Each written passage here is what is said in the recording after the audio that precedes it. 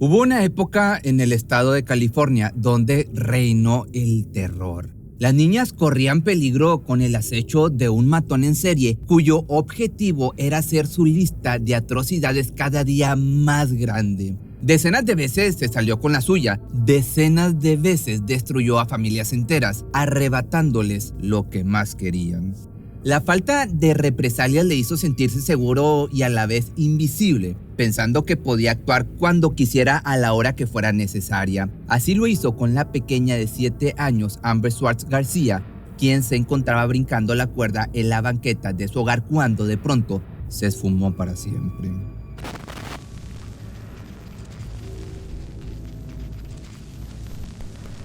Nada se supo de su paradero. Con el tiempo llegó a decirse que había perdido la vida, mas nunca se pudo encontrar el cuerpo. 11 años más tarde, el 9 de diciembre del año de 1999, otra pequeña corrió con la misma suerte, Shanna Fairchild, también de 7 años de edad. Su triste historia solo sirvió para reforzar el temor de andar por las calles de Vallejo, en California. Se le había visto platicando con un sujeto en una gasolinera y después nada se supo de ella. Tendría que pasar alrededor de un año para que poco a poco estos crímenes y desapariciones pudieran comenzar a tener respuestas, pero no sin antes de que otro menor inocente sufriera en carne propia la pesadilla de estar a merced del secuestrador. Apenas tenía 8 años y sería ella quien con mucha valentía se convertiría en la sobreviviente que llevaría tras las rejas a la persona culpable de causar tanto daño. A la persona que se llevó a mi hija, no me importa lo que le hayan hecho, devuélvanla. Solo quiero ver a mi hija de nuevo. Mitzi Sánchez vivía con sus padres y sus 3 hermanos en Vallejo, en California. Como todas las demás familias, estaban en alerta por los terribles casos de desapariciones conocidos los últimos años. Sin embargo, les resultaba imposible siquiera pensar que la desgracia caería sobre ellos, especialmente en la época de cumpleaños de la pequeña de la casa. Se suponía que todo sería celebración, regalos y pastel, por lo que en tanto se acercaba el día, la emoción de Mitzi aumentaba. Estaba muy contenta de poder invitar a sus amigos y familiares a festejar con ella, pero cuando se llegó el tan esperado momento, su vida dio un giro de 360 grados. El sueño pasó a convertirse en pesadilla en cuestión de segundos. Todo comenzó el 10 de agosto del año 2000. La familia Sánchez tenía muchas cosas que hacer, en especial la madre de Mitzi, encargada de los últimos detalles de la fiesta. Le dijo a su hija que tuviera un buen día en la escuela y a las 7:30 de la mañana se despidió de ella con un beso.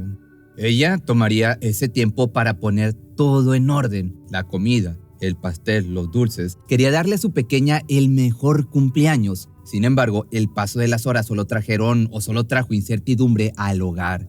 Eran las 4 de la tarde y Mitzi no aparecía por la puerta. Pronto su hermana y su madre comenzaron a comunicarse con maestros y amigos cercanos, quienes desgraciadamente no pudieron dar información relevante. Algo le pasó a mi hija, fue lo que pensó Susana. Así, de un segundo a otro, el día de celebración quedó en el olvido para convertirse en el peor de su vida y aparte en un día de búsqueda. La policía ya estaba al tanto. Conocidos, seres queridos y familiares pronto se unieron a la causa. En cuestión de horas, el vecindario se vio tapizado por volantes con el rostro de Mitzi Sánchez. ¿La has visto?, preguntaban en cada esquina donde también se repartían volantes, pero nadie daba razones de ella. 24 horas después, la angustia ya sobrepasaba la cordura de los padres. Estaban totalmente desesperados. A la par, las autoridades se encuentran haciendo su trabajo. Cualquier detalle, cualquier denuncia puede hacer la diferencia entre la vida y la muerte. Entonces, de pronto llega una escalofriante llamada al departamento del sheriff. Era un trabajador de un vertedero que aseguraba haber visto ropa manchada de lo que parecía ser sangre. De inmediato, la policía se dio cita en el lugar para identificar que se trataba de un pedazo de tela perteneciente a un motel de Vallejo, en California. En ese momento, los nombres de Mitzi y Shanna asaltaron los pensamientos de las autoridades. Temían lo peor. Quizá ambas habían sido víctimas de la misma persona, pero nada más no se pudo concluir de esas pistas. Fue hasta el 12 de agosto que un hecho insólito sorprendió a todos en la estación de policía. De pronto sonó el teléfono con un hombre llamado Carl Tafua al otro lado de la bocina. Se escuchaba algo agitado y sorprendido. Acababa de auxiliar a una niña que aseguraba huir de su secuestrador. Era Mitzi Sánchez. Asustada, débil pero increíblemente perseverante. Corrió hacia la camioneta gritando, «Ayúdame, me han secuestrado». Ella estaba bastante asustada cuando saltó a mi camioneta. Quiero decir, ella realmente pensó que ese tipo vendría y trataría de matarla. Afortunadamente, Carl logró visualizar las placas del carro de donde venía Mitzi, datos con los que surgió el nombre del sospechoso. Se trataba de Curtis Anderson, un sujeto con historial criminal habiendo cumplido condena por los delitos de robo y privación de la libertad. Como si fuera poco, el lugar de donde la niña fue rescatada se ubicaba muy cerca del antiguo trabajo de Anderson. Incluso, mediante interrogatorios salió a la luz una extraña solicitud por parte de él. Por alguna razón, había pedido una bolsa negra de basura resistente.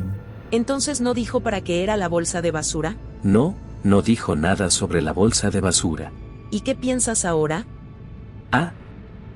Ahora pienso en algo más. Entre estos y otros detalles se originó la orden de arresto en contra de Curtis, mientras que al mismo tiempo Mitzi se reencontraba con su familia.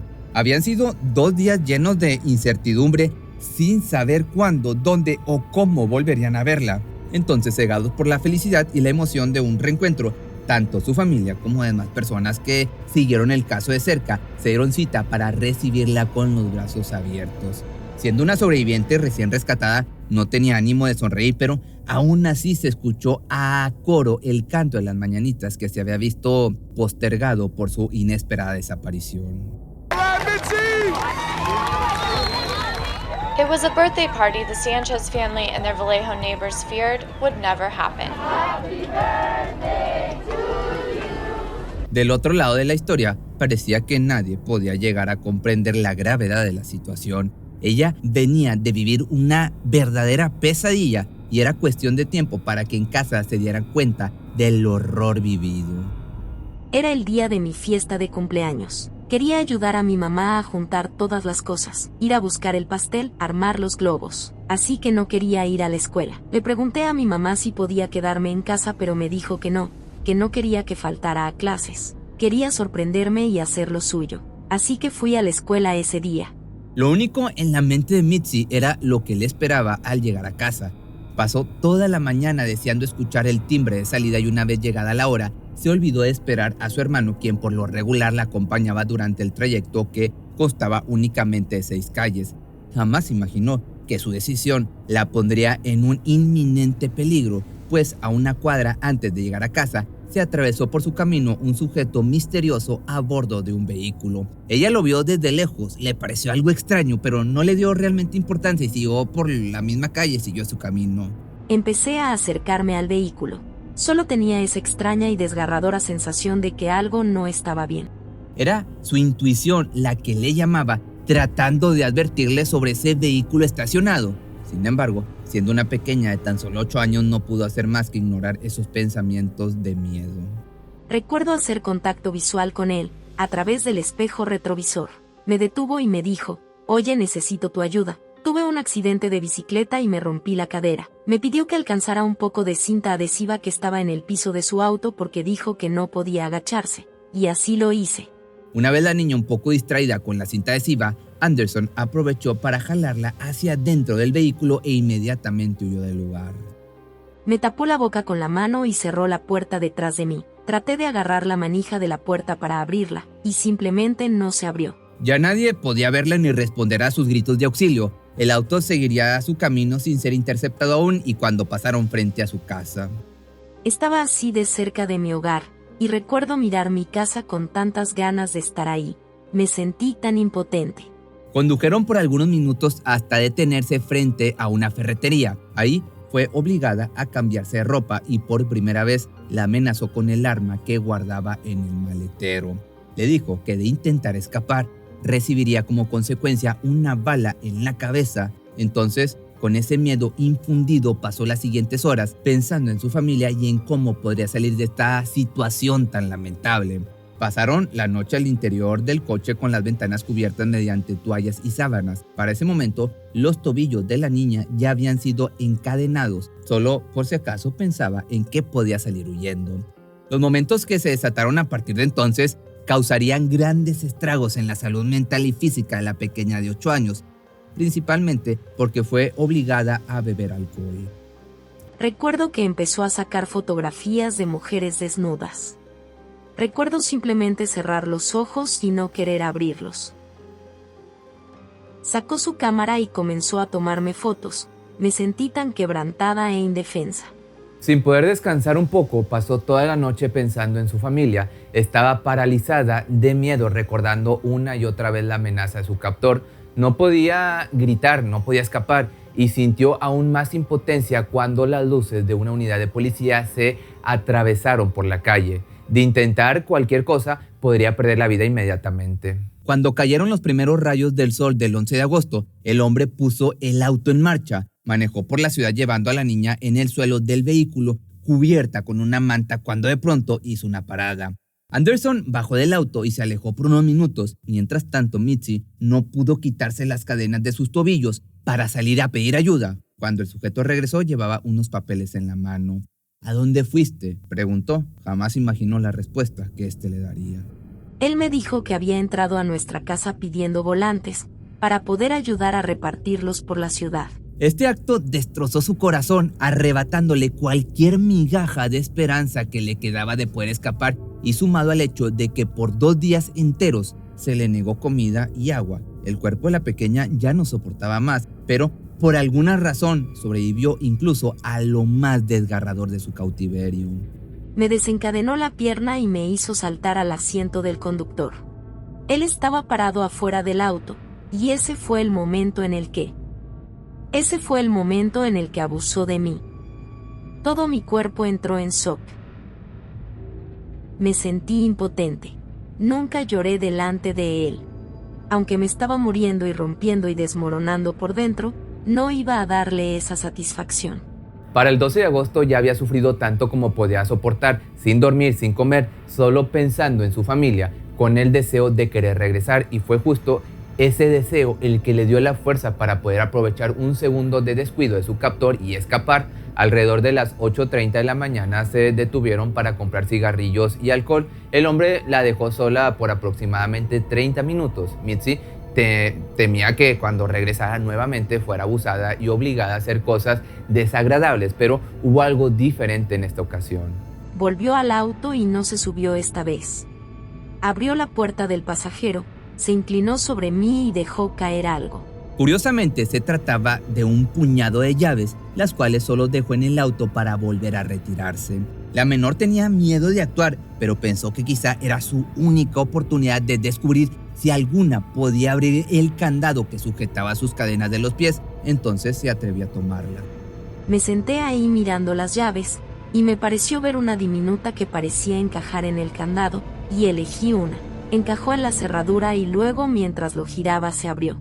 Estaba en shock, como, oh por Dios, se abrió. Fue ese momento en que, sin pensarlo, abrió la puerta del auto y salió tan rápido como su cuerpo se lo permitió. Corrió, débil, pero sin detenerse, incluso cuando escuchó los gritos desesperados de Anderson pidiendo que regresaran. En segundos llegó a una carretera donde pidió a más de un auto que se detuviera, pero sin éxito, hasta que decidió ponerse justo enfrente a un camión cuyo conductor era Kyle Tapua. El conductor del camión tenía la ventanilla abierta, así que salté. Salté por su ventana, salté sobre su regazo y me subí a su asiento de pasajero. Entre palabras cortadas, Mitzi pudo explicarle lo que estaba sucediendo, así que el hombre rápidamente se comunicó con la policía. Finalmente estaba a salvo. Lo único que deseaba ahora, en ese momento, era reunirse con su familia. Caminó a la estación de policía, solo pensaba en ese reencuentro que le haría sentir la seguridad que tanto había deseado los últimos días. Una vez que entré, vi a mi mamá y corrí hacia ella y la abracé. Estábamos muy emocionados. A diferencia del caso de Shanna, Mitzi estaba de regreso en casa, por lo que las dudas sobre el paradero de la otra niña desaparecida comenzaron a expandirse por toda la comunidad. Se preguntaban si seguía con vida, si fue ese mismo hombre quien la privó de su libertad, de modo que en lugar de quedarse en casa a superar su fatídica experiencia, la sobreviviente de apenas 8 añitos decidió unirse a la búsqueda de Shanna.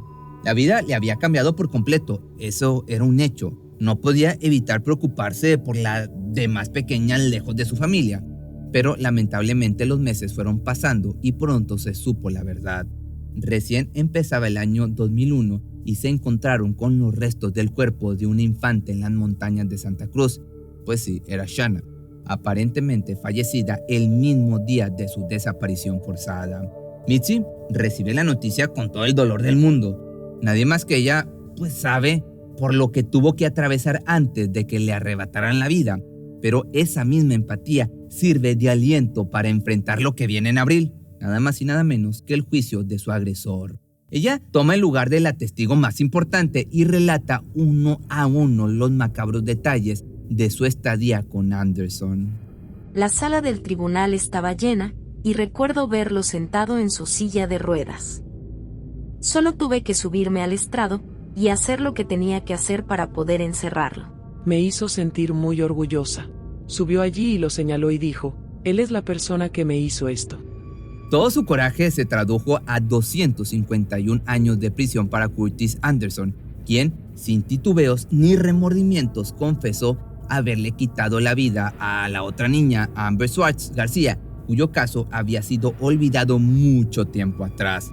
Y por si fuera poco, tuvo la desfachatez de pedir un trato con la policía al confesar que también era culpable de haberle quitado la vida a otras 13 niñas, cuya información e identidades solo serían reveladas si llegaban a un acuerdo con él.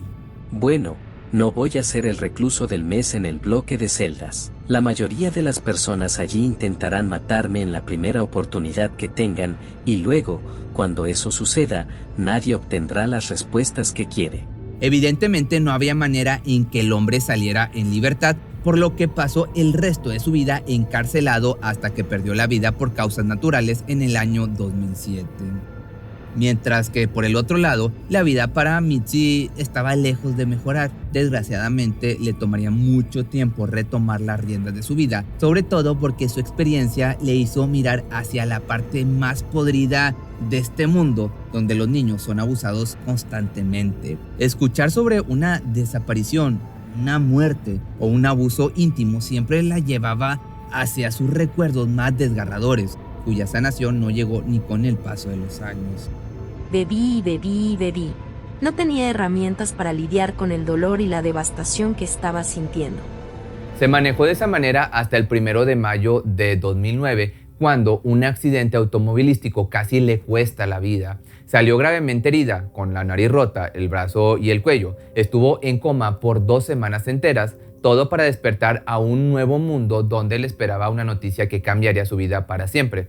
Estaba esperando a su hija. Fue entonces cuando mi vida dio un giro para mejor. En su vida se había cruzado con personas sumamente malas, pero a la vez esa vivencia le llevó a conocer a quien hasta el día de hoy considera a su héroe, el hombre que la rescató en su camión y llamó a la policía aquel 12 de agosto. Carl fue mi héroe. Si no fuera por él conduciendo por esa calle en ese momento exacto, no creo que yo estuviera aquí hoy. Sé que no te sientes como un héroe, pero eres mi héroe. Me apoyaste y tu pensamiento rápido y todo lo que hiciste fue perfecto. Estoy muy agradecida contigo. Realmente eres mi héroe. Hacer las paces con su pasado le permitió ver hacia el futuro para salir de su depresión y convertirse en una madre protectora, una mujer fuerte, feliz y decidida a superar cualquier obstáculo. Hasta ahora sigue luchando en apoyo a los niños desaparecidos y espera siempre tener o poner su granito de arena para ayudar a los niños a que regresen a casa. Pero si te gustó este video, no olvides seguirme en mis redes sociales, específicamente en Facebook. Sígueme en mi nueva página que me encuentras como Pepe Misterio Documentales.